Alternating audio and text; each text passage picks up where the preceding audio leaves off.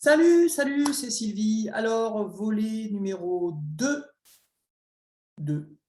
volet numéro 2 de mon petit dossier sur l'édition à destination des auteurs. Alors, mon petit dossier sur l'édition, le premier volet, souvenez-vous, c'était pour distinguer les maisons d'édition sérieuses, les vraies maisons d'édition, donc pas la peine de dire à compte d'éditeur, puisqu'une maison d'édition, c'est à compte d'éditeur, des maisons à compte d'auteur qui se disent maisons d'édition, mais qui en fait ne sont que des imprimeurs et des prestataires de services déguisés en maisons d'édition. Ce ne sont pas des maisons d'édition. Voilà. Alors aujourd'hui, on va déterminer comment sélectionner les bonnes maisons d'édition qui sont susceptibles d'être intéressées par votre ouvrage. Alors la première chose à faire, et je pense que vous y auriez pensé sans moi, c'est de déterminer à quelle catégorie votre livre, votre roman appartient. Par exemple, est-ce que c'est de la fantaisie pour adultes? Est-ce que c'est un polar ou un roman noir ou un thriller particulier, un thriller, le théâtre, vous savez, le théâtre. Et, excusez-moi, un thriller particulièrement décoiffant, voilà.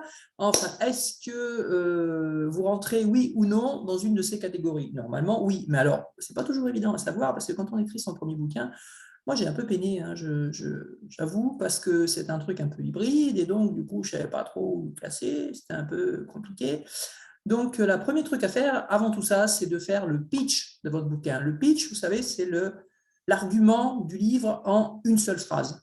C'est ce que vous voyez quand vous êtes sur Netflix ou n'importe où, quand vous avez un petit résumé d'un épisode de la série. Bernard rencontre Caroline et pendant ce temps-là, Joseph boit un coup avec Marcel. Voilà, ça c'est le pitch de l'épisode, c'est ce qui va se passer pendant l'épisode.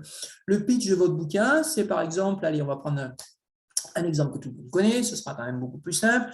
Prenons Harry Potter. Eh bien, Harry Potter, c'est l'histoire d'un jeune garçon qui va découvrir ses pouvoirs de magicien et qui va intégrer une école de magie, se faire des amis, des ennemis, vivre des aventures extraordinaires, lutter contre des forces très puissantes et pour finalement accomplir son destin et devenir un sorcier très, très puissant. Voilà, on pourrait dire que ça, c'est le pitch à affiner, hein, parce que je vous fais ça vite fait comme ça sans note. Hein.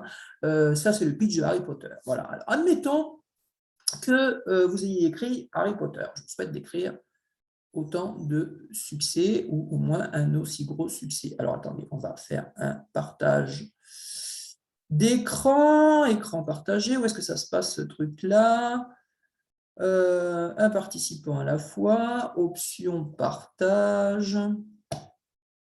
Ok, mais ça suffit largement. Mais alors, par contre, comment je fais pour partager mon écran? Ah, voilà. Voilà, donc je vais partager mon écran. Voilà, parfait. Vous êtes en train de partager votre écran. Et donc, une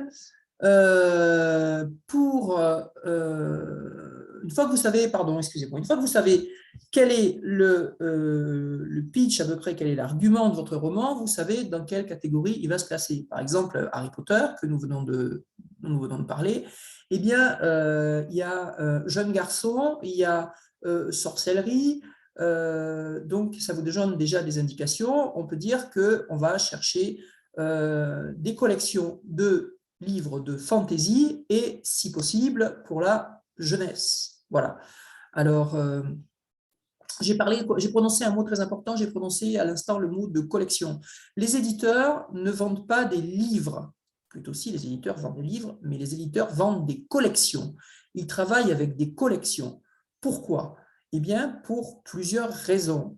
Justement, parce que c'est important de pouvoir catégoriser les bouquins pour que les lecteurs puissent s'y retrouver et savoir à quel genre de livre ils ont affaire, car ils ne sont pas forcément prêts à acheter sans avoir aucune indication, dire ah bah tiens, je ne connais pas ce truc-là, ben, je vais l'acheter, ça doit être bien. Ben non, c'est je ne connais pas ce truc-là, mais ça me fait penser à un truc que j'ai déjà lu et qui était bien, ça ressemble à ce que j'ai l'habitude de lire d'habitude, ou alors, eh bien, c'est une collection que je connais et je sais que les éditeurs publient des textes de qualité, donc j'aurais tendance à faire confiance à cette collection et je vais continuer à acheter dans cette collection. Voilà. Parce que l'idée, c'est quand même à la fin de vendre des bouquins pour gagner de l'argent, puisque les maisons d'édition, je vous le répète, ne sont pas des philanthropes qui doivent absolument publier tous les bouquins qu'on leur envoie. Ce sont des entreprises tout à fait responsables et respectables, et donc leur but est de faire des profits et à tout le moins d'équilibrer leurs comptes. C'est pour ça qu'elles choisissent soigneusement les romans qu'elles vont publier, car ceux-ci doivent se vendre. Sinon, les maisons d'édition mettent la clé sous la porte et ça serait bien dommage. Alors, nous avons donc maintenant à déterminer dans quelle collection nous allons proposer Harry Potter. Alors, pour ça, on va aller, alors attends, on va ouvrir un onglet, on va ouvrir un onglet ici, voilà, et j'ai tapé, vous voyez, édition, collection, fantasy, jeunesse. Bon, avec ça, avec ces 4 machins, j'ai une bonne chance de tomber sur ce qui m'intéresse. Alors, édition Véronne, on a déjà vu que c'était des éditions véreuses. Édition Sidney Laurent, c'est un compte d'auteur. Baudelaire, c'est un compte d'auteur. On le sait, c'est bien parce que tous les trucs que j'ai déjà visités la semaine dernière, ben, ils sont déjà comme ça. Annonce soumission des manuscrits Europe Livre, on s'en fiche. Les programmes de télévision nationaux, ce n'est pas du tout ce qu'on cherche. Ne nous perdons pas dans des trucs qui pourraient peut-être être intéressants, mais qui n'ont rien à voir avec notre recherche du jour. Lecteur, jeunesse, les éditeurs de fantasy, lecture, jeunesse. Voilà, qui est très intéressant. Bon, sinon, moi, ce que je fais régulièrement, alors, on va visiter celui-là, mais je vais vous quand même montrer un autre truc que je fais. Moi, je vais sur Babelio, parce que Babelio, il y a beaucoup de choses, et pas pour voir... Voilà, là je suis dans Achète livre, pas pour voir les dernières sorties de bouquins, mais de temps en temps pour en chroniquer un ou pour vérifier quand je trouve un bouquin s'il y a déjà un bouquin que je ne connais pas, qu'on m'offre un truc comme ça pour vérifier de temps en temps des chroniques. Alors, voilà, par exemple, sur Babelio, je suis tombé là-dessus, par exemple, la marque du Tétraskel, alors que c'est une histoire qui peut correspondre à peu près, puisque c'est une histoire jeunesse. Alors, attendez, moi, c'est marrant, parce que c'est un... Heureusement que j'ai la fibre, parce que ça va quand même pas très vite. Alors, parce que je suis arrivé par ici, parce que donc, vous avez tous les livres classés Fantasy Jeunesse, il y en a 787. Donc, dans les 797 livres classés Fantasy Jeunesse, vous voyez, justement, vous avez Harry Potter, vous voyez, vous les faites un petit peu défiler. Voilà, les guerriers, aventuriers, sorcière des brumes, voilà, j'ai sélectionné celui-là parce qu'il y avait marqué sorcière dessus, le Trastravel qui est là. Un jeune garçon, là j'ai un jeune garçon, et vous allez voir du bouquin, et puis vous avez ce truc-là ici, que Gallimard produit des romans. Alors ça c'est sur Babelio. Et puis vous pouvez aussi justement lecture jeunesse, alors, celui-là on va le fermer parce que s'il continue de tourner, donc il va me tromper de la bande passante. Alors, c'est quand même terrible, je vais fermer ça, j'ai plein de trucs ouverts en même temps, c'est peut-être pour ça que ça marche moins. Voilà, les éditeurs de fantasy, lecture jeunesse. Ah non, je tombe sur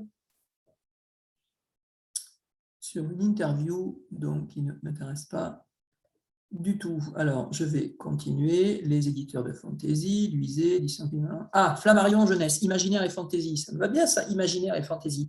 Alors, imaginaire et fantasy, on va aller voir. Conseil de lecture, Flammarion jeunesse. Voilà, et on arrive sur la page d'un éditeur, Flammarion jeunesse, qui publie donc des livres jeunesse et qui publie de la fantasy. Donc, a priori, on est exactement au bon endroit. Alors, la première chose à faire, c'est ça. 0, 3 ans, 3, 6 ans, 6, 9 ans, 10, 13 ans, 13 ans et plus. Bon, Harry Potter, je ne sais pas ce que vous en pensez, moi je vais le mettre en 13 ans et plus. Et je vais arriver sur cette page, voir qu'est-ce qu'il y a dans 13 ans et plus. Pas mal de trucs, livre illustré, Pierre Bottero, La légende des 4, extrait. Alors, La légende des 4, je ne sais pas ce que vous en pensez, mais ça me fait penser un petit peu, on connaît, Comment j'ai tué mon ange gardien, Les poupées de Victor Sanson et Le désert disparaîtra. Alors, on va aller plutôt dans cette collection-là, hein, puisque ça me fait penser plutôt à Harry Potter plutôt que n'importe quel autre cas. Ah, comme par hasard, c'est le Grand Prix des jeunes lecteurs de la Fédération de parents d'élèves de l'enseignement public. Bon, c'est pas si mal, à partir de 13 ans, etc. etc. Donc, L'intrigue est bien construite, gna, gna, gna, vous avez toutes les ressources permettant de juger du livre, et puis vous avez des choses intéressantes. Par exemple, vous avez Site Fantasy Gate. Alors, vous allez noter ça quelque part, vous allez d'aller faire une recherche sur Fantasy Gate, parce que le portail de la fantasy, ça peut certainement vous aider à déterminer quel est le genre de collection qui vous intéresse. Mais vous n'aurez certainement pas besoin de ça. Voilà. Des mêmes auteurs, Malenfer, Malenfer, Malenfer, vous aimerez aussi, etc. Donc, vous avez à plusieurs endroits, vous avez les catalogues, et vous avez le genre. Donc, partout où vous avez trouvé des maisons qui vont publier de la fantasy pour des plus de 13 ans dans ce cas-là, parce que moi j'ai décidé 13 ans, mais j'aurais pu décider plus de 10 ans, à vous de voir. En tout cas, sachez pour quelle tranche de jeunes vous écrivez. Si vous ne savez pas, faites une recherche justement sur Babelio et voyez un petit peu à quoi correspondent les résumés pour tel âge ou tel âge, ce qui vous permettra de vous situer votre propre bouquin. Et puis ensuite, vous faites votre liste de maisons d'édition. Donc, vous avez des grosses maisons comme Flammarion, etc., etc. Mais vous en avez d'autres aussi. Alors, on va faire un truc. On va y retourner là. Ça m'énerve, ce truc qui est juste là où il ne faut pas. Voilà. On va prendre un nouvel onglet et on va taper dans la barre de recherche toutes les maisons d'édition fantasy. Pof. Allez, j'aurais pu taper l'imaginaire, mais bon. Les maisons d'édition de fantastique, fantasy ou science-fiction. La liste des éditeurs de fantastique, science-fiction et fantasy. Maison d'édition, littérature sur Editit. Editit, c'est très très bien, Editit. Alors, voilà, maison d'édition. Là, vous avez une ressource avec Editit dont je vais vous parler un peu plus tard, mais puisqu'on tombe dessus, c'est très bien. Vous avez là-dessus un truc miraculeux, c'est-à-dire que vous avez une façon de trier les maisons d'édition, date de mise à jour ou taille du catalogue, un gros catalogue ou un petit catalogue, ou le nom, si vous la connaissez, vous pouvez rechercher les informations. Vous pouvez trier par dépôt de manuscrit, donc on va mettre par exemple manuscrit numérique. Type d'édition, on va enlever d'édition à compte d'auteur, on va garder édition à compte des auteurs. Et on va faire voilà, science-fiction, fantastique et fantasy, et on va mettre fantasy.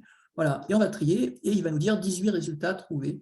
Et dans ces 18 résultats, créés en catalogue, vous allez avoir soumission possible, soumission possible, soumission impossible, ça doit être fermé en ce moment, soumission possible. Voilà, vous allez avoir un tas d'éditions, et qui ne sont pas des grosses éditions, qui sont plutôt des petites éditions. Attention, vous aurez aussi les annonces des éditions Vérone. Et puis, normalement, on a sélectionné ici à compte d'éditeur, donc on est bon, mais si vous voulez, voilà, si vous avez les deux, vous avez 25 résultats à trouver. Donc, il y a 7 maisons à compte d'auteur qui éditent de la fantaisie jeunesse qui sont référencées là-dedans, mais on ne va pas aller les voir. Voilà. Et ensuite, maison par maison, alors, n'envoyez pas juste votre truc comme ça, par exemple, Nemos, soumission possible, bon, écrire... non, ça c'est pour se connecter, pardon. Il faut créer un compte. Donc moi j'ai mon compte. Donc j'ai mon compte. Ah zut, j'ai fait une bêtise. Alors on va faire ça. Notre connexion. Moi j'ai mon compte ici et voilà. Et donc type d'ouvrage. Alors soumission possible. Blablabla, blabla. On va enlever ça d'ici. Ça on s'en fout. Ça me dit juste ça. Donc après, il faut que j'aille voir la maison d'édition. Là, c'est ma liste de... Voilà, ajouter ma liste d'envoi. Ça, c'est moi. Je mets mes petits cœurs. Je regarde ma petite liste. Ce qui me plaît dans ma petite liste, je mets mes petits cœurs. Après, j'ai ma liste qui est quelque part ici. Là. Vous voyez, je n'ai pas encore commencé à le faire. Je n'ai pas encore commencé à travailler avec ça. Mais je vais le faire très prochainement. Pour l'instant, je suis sur un autre dossier, mais ça ne va pas tarder à arriver. Donc, il y a aussi des grosses maisons d'édition. Par exemple, il y a Bragelonne. Alors, City Édition, Chat Noir, L'Homme sans nom. Alors, allons voir Chat Noir, par exemple. Tiens, c'est un nom qui me plaît bien, j'aime bien les chats, comme tout le monde. Voilà, et vous avez les liens email, site web et l'adresse Chasseneuil-sur-Bonnieure en France. Alors, je vais aller voir le site web. Et vous êtes obligé d'aller voir le site web car vous allez vérifier une fois de plus que ce que vous avez envoyé va être envoyé à la bonne personne. Et donc, avec Chat Noir, on ne prend quand même pas trop de risques, puisqu'avec un nom comme ça doit concerner un peu la magie.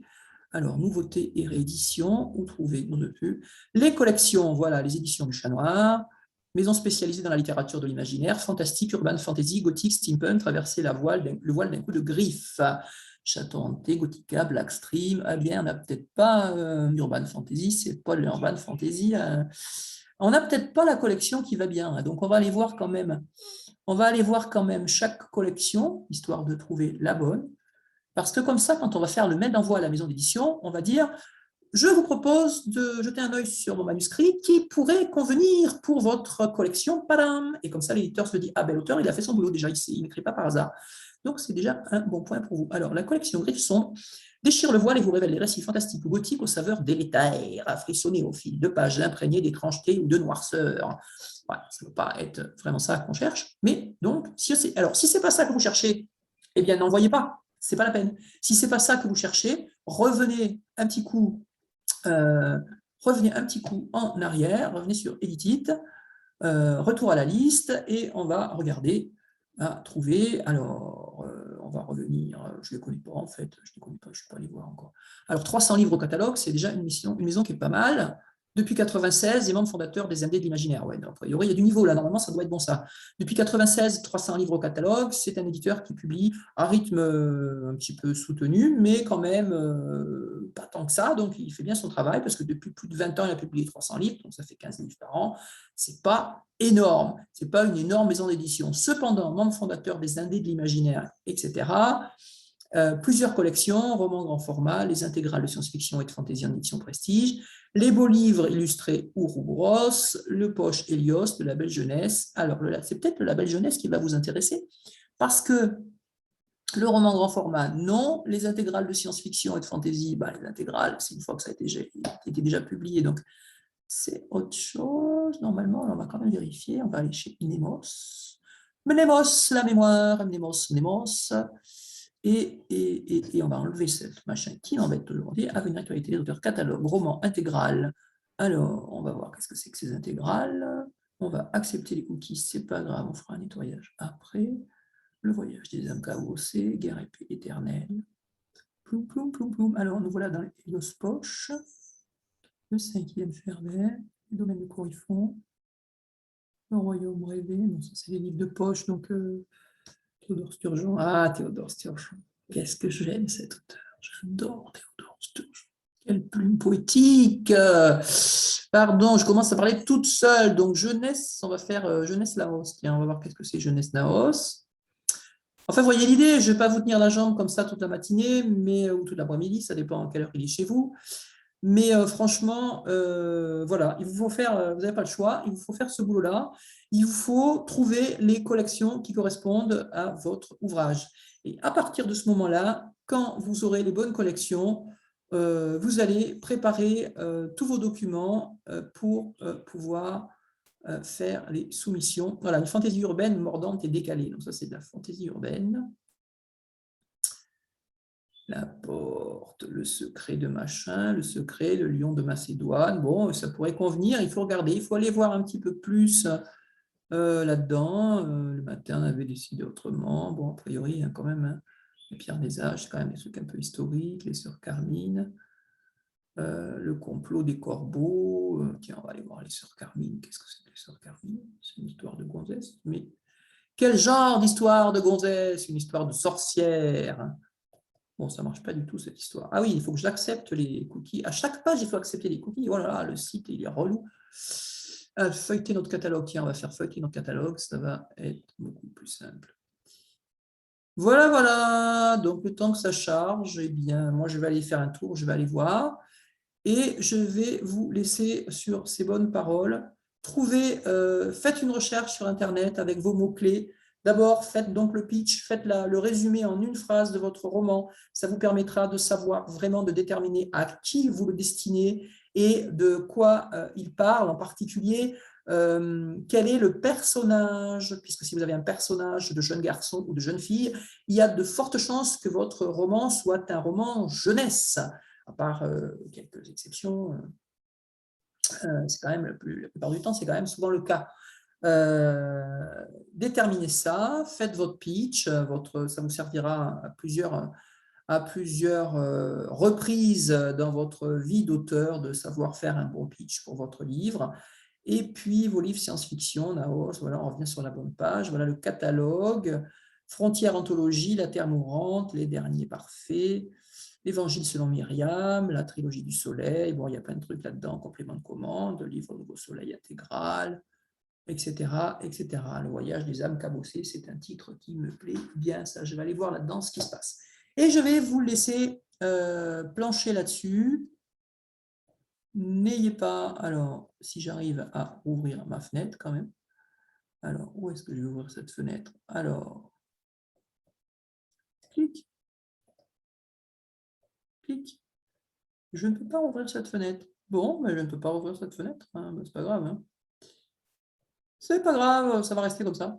Donc, je n'ouvrirai pas cette fenêtre, mais je vais clôturer quand même la réunion d'aujourd'hui. Je vais vous laisser là-dessus. Faites votre liste de collections. Prenez votre temps pour faire ça. Passez-y une semaine, passez-y 2 semaines, passez-y 3 semaines, passez-y le temps qu'il faut.